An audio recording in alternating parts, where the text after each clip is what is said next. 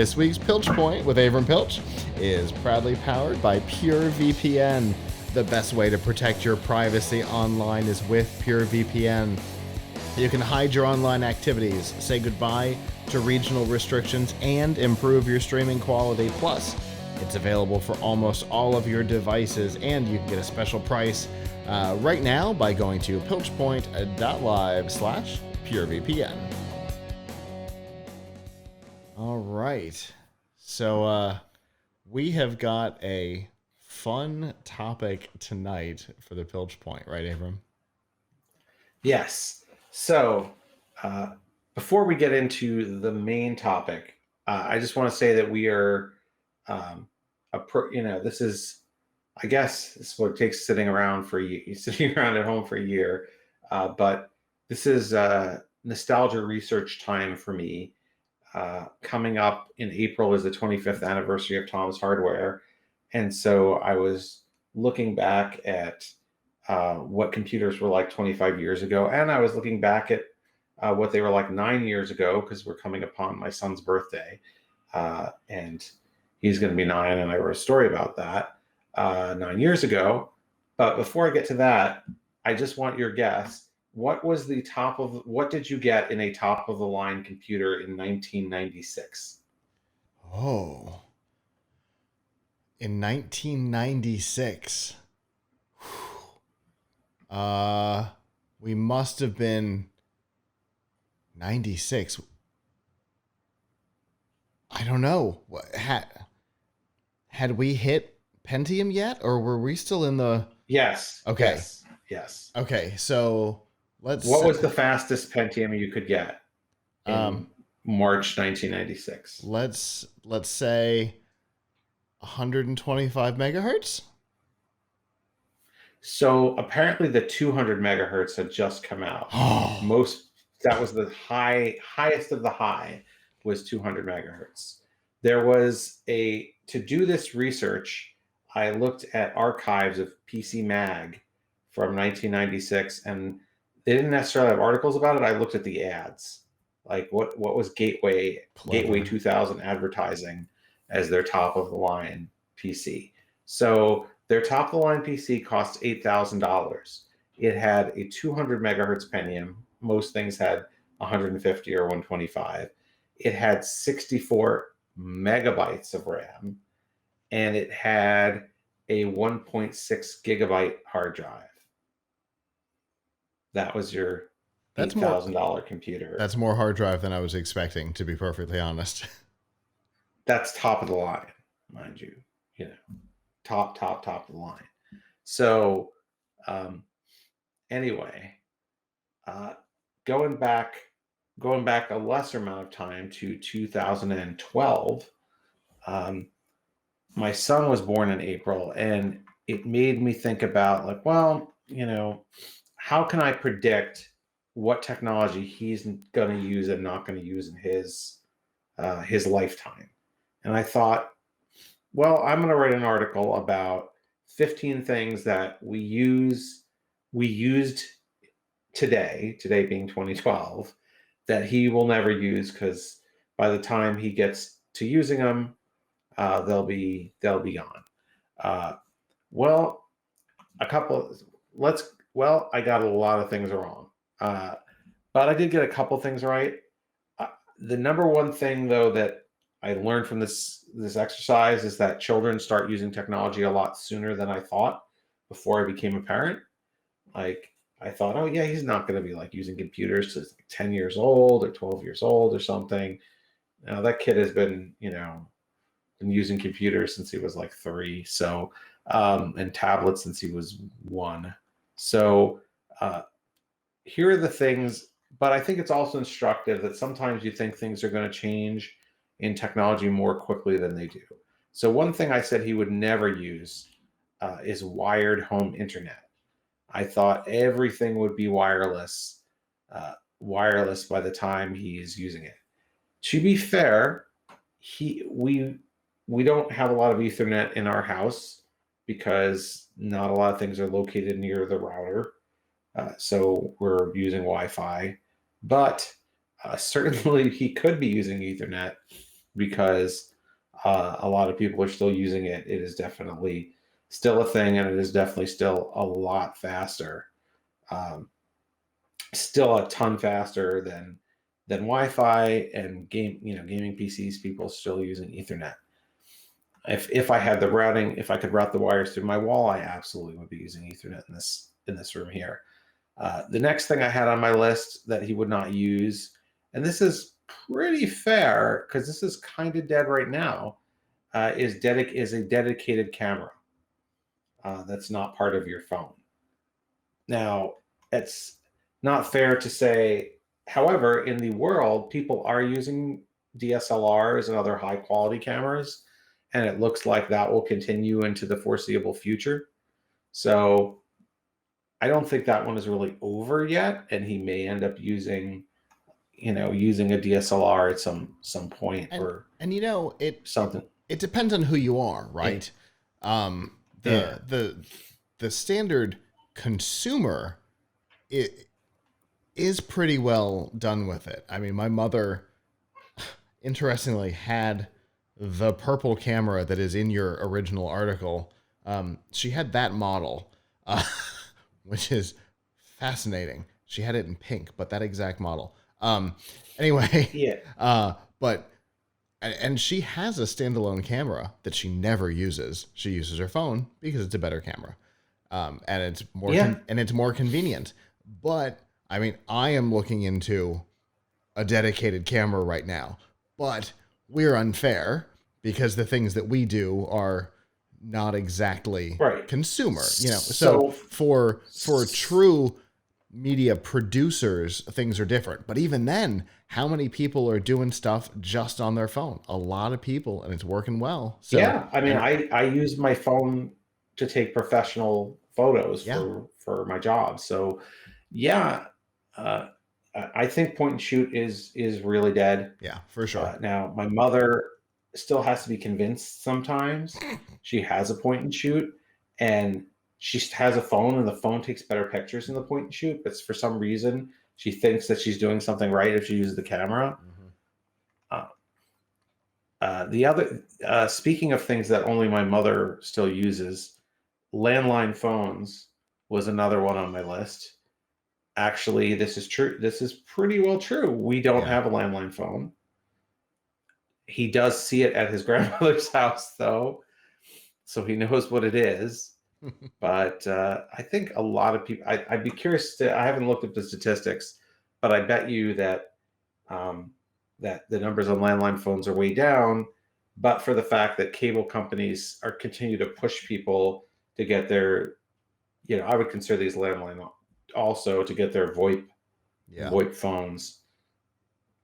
Yeah, because we deliberately go out of our way not to. It still requires that you have, a Panasonic or a whatever phone plugged in with an RJ11 or an RJ25 plug. Right. So yeah, it's still a landline as far as I'm concerned. Yeah. Yeah, whether it's going into copper wire or it's going to your router, it's still a landline phone in my view. And yeah, we don't have one. I remember a couple things when I was in college. I had a really good friend of mine made a couple predictions, which turned out to be pretty prescient.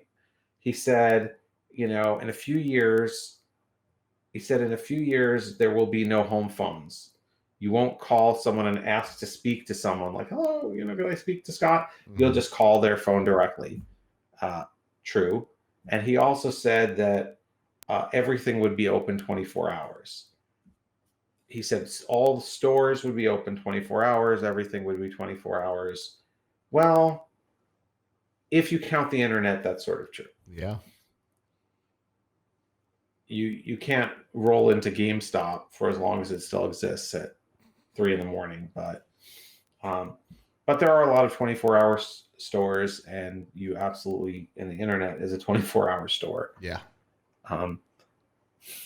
Other things that I predicted my son would not see in his lifetime: slow booting computers. Wow. Oh no, he's seen some slow booting computers. I predicted every computer he saw would boot in 1 to 2 seconds. while boot times are much faster than they were, he absolutely has to watch things boot up, including phones and tablets. Mm-hmm. Another area where I really had it wrong, and I'm glad I had it wrong too, because I like windowed operating systems. Yeah. But at the time with Windows 8, there seemed to be a trend of, yeah, we're going to try and get rid of Windows and just have people using touch screens. And so I thought, okay, windowed operating systems, you just are going to go away, and you're going to have everything's going to be kind of a touchscreen experience without actual windows. Not true at all. People still continue to use windowed operating systems a lot, and I'm glad, because I like them a lot better. Another thing I said he would not use, and this is on the border because he pretty much hasn't used them, are mechanical hard drives. Yeah. His computer doesn't have it. My computer doesn't have it. But he did at one time have an Xbox and a PlayStation that had physical hard drives in them. So if you want to count that, but he does not use it. Another item on my list, which was not keeping track, not thinking about a pandemic happening, was movie theaters. If we were doing this exact segment 13 months ago, we'd be laughing about the idea of movie theaters being gone. And here we are sitting here today going, wow, a movie theater. AMC's on the brink of bankruptcy. I still think, I mean, I like going to the movie theater, so I'm not rooting. By the way, these predictions are not things I was rooting for. I like going to the movie theater, but I still think that the movie theater, all, concerns about pandemics aside, like let's say there's no more pandemic in a year, I still think the future of movie theaters is very dim for the reasons that I said 9 years ago. It's just taking longer, which is that the quality of home entertainment has gotten better. Going to a movie theater is expensive and a hassle, and it hasn't gotten any better. And there's more and more companies that are sending their newest movies straight to streaming, straight to video, and that is really what's going to accelerate it, because the theater chains had a lot of power up until this year, so they were preventing companies from doing simultaneous video on demand or streaming releases along with theater release. But now they can't do that. So the question is interesting, like what's going to happen when hopefully there's no longer a pandemic. Are we going to go back to theater exclusivity windows that we put down? I don't know.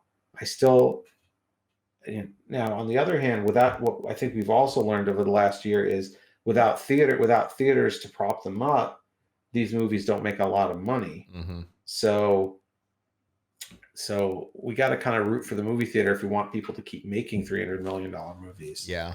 And I think they might not find it profitable. And I think the conversation that we had a while back when AMC first announced that they may not make it through the end of the quarter, which, by the way, them taking advantage of the whole GameStop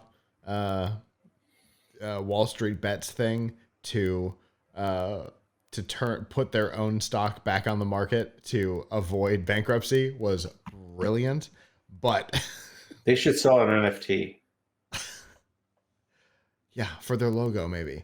But I think what we said then, that the megaplex may shrink back down to a more an art house style or a movie palace type environment. But yeah, I think what we've known as the movie theater is going to change significantly, if not be eradicated.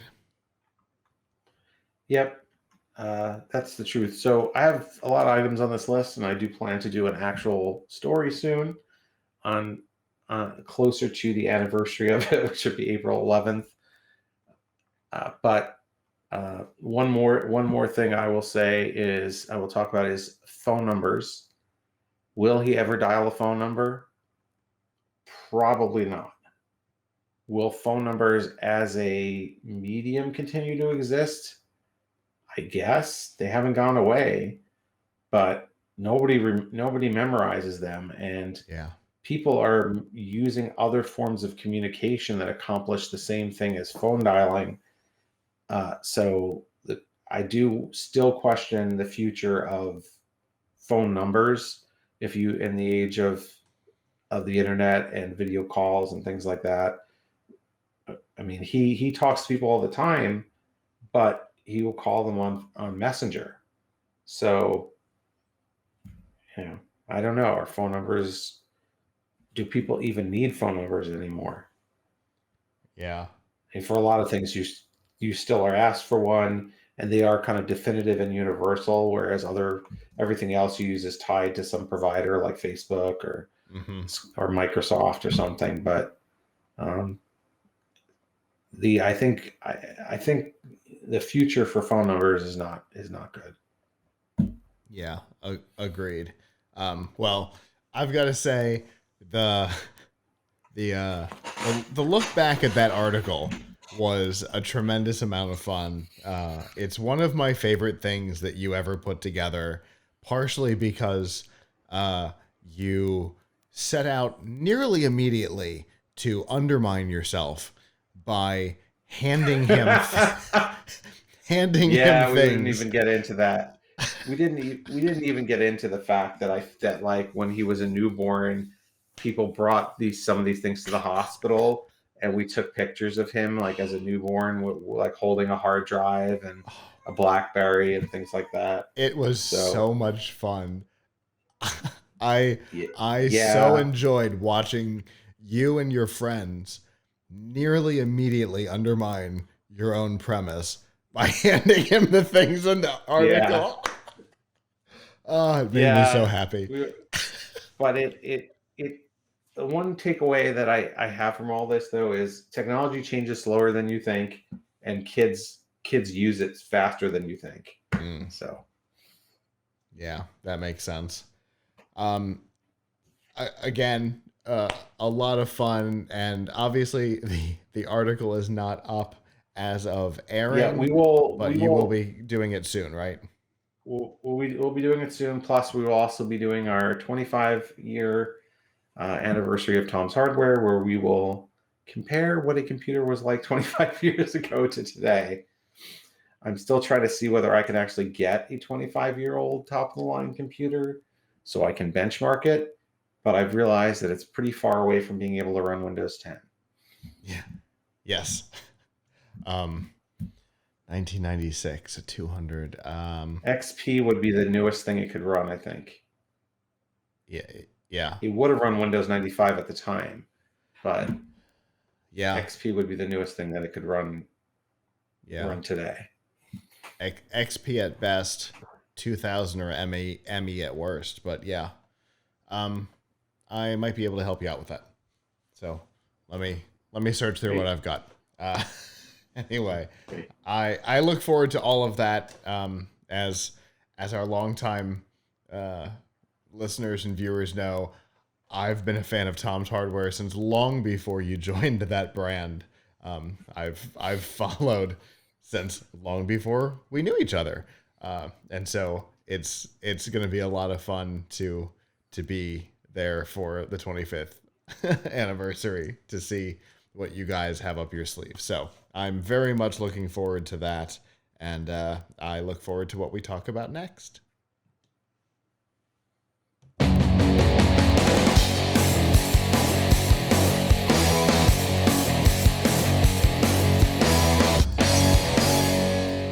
Hello, YouTube. Thanks for watching, and I hope you enjoyed this episode of The Piltch Point with Avram Piltch. If you did, Please subscribe to our channel and, of course, hit the notification bell since subscriptions don't mean much on YouTube anymore. And if you've got topics you'd like us to discuss in the future, we'd love to hear from you in the comments below. If you don't want to follow us on YouTube, that's okay. There's a lot of other ways that you can follow our content. You can find all of that by going to plughitslive.com/subscribe. There you'll see all of our shows and all the different ways that you can watch, listen, and follow along.